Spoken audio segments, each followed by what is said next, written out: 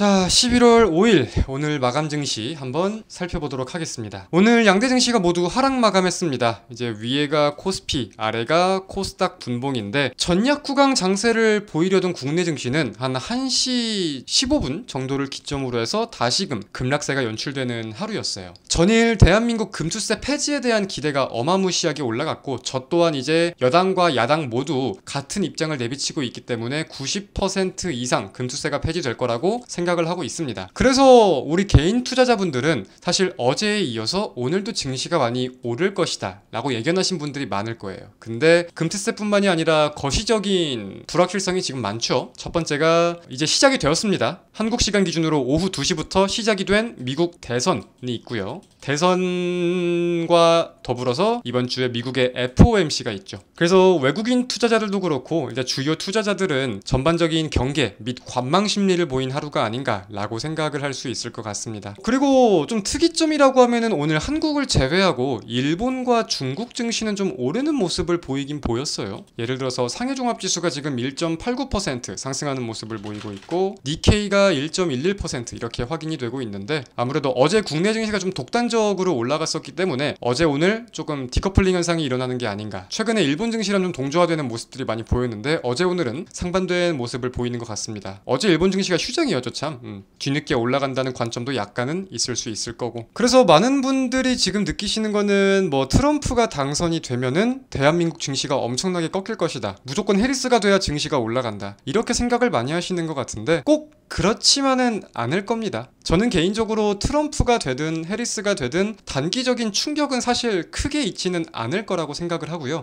역사적으로 본다고 해도 대선 결과가 발표된 이후에, 그러니까 대선 이후에 증시는 좋았던 적이 훨씬 많았기 때문에 우리가 전략만 잘 짠다면 계속해서 지금 우려하는 것보다는 훨씬 수월하게 매매를 할 수 있는 분위기가 연출이 될 것 같다. 저 같은 경우는 이렇게 좀 생각을 하고 있습니다. 너무 두려워하고 너무 무서워하지는 않아도 된다. 이 말씀을 드리고 싶어요. 그리고 많은 분들이 지금 또 이제 다시금 우려감을 좀 키워가시는 종목이 삼성전자 같습니다. 이제 오늘 1.87% 하락 마감했는데 결국 21선 돌파를 해주고 싶었지만 돌파를 해주지 못하고 다시 눌리는 모습이 보이고 있어요. 이제 위에 아무래도 많이 악성 매물들이 많이 있을 수밖에 없고 기본적으로 주식은 첫 번째 상승보다 두 번째 상승을 항상 주목해야 되기 때문에 삼성전자를 차트로 분석을 한다? 뭐 여기에 큰 신뢰도를 얻을 수는 없겠지만 보통 이제 두 번째 바닥, 즉 쌍바닥을 찍고부터 이제 어떤 진짜 본격적인 흐름이 나오는지 여부를 주목하는 게 가장 중요할 것 같습니다. 하락 이유라고 하면은 SK하이닉스가 이제 HBM 6세대, HBM4와 관련해서 엔비디아한테 콜을 받았다고 해요. 원래 개발하려고 했던 일정보다 HBM4를 조금 더 빨리 만들어줄 수 있냐, 반년 정도, 6개월 정도 빨리 만들어줄 수 있냐 이런 콜을 했고 SK하이닉스 입장에선 사실 굉장히 힘든 일일 겁니다. 반도체 업계에서 이렇게 공정을 6개월 갑자기 빨리 당기는 거는 거의 전무후무한 사례라고 해요. 근데 굉장한 자신감을 보였죠.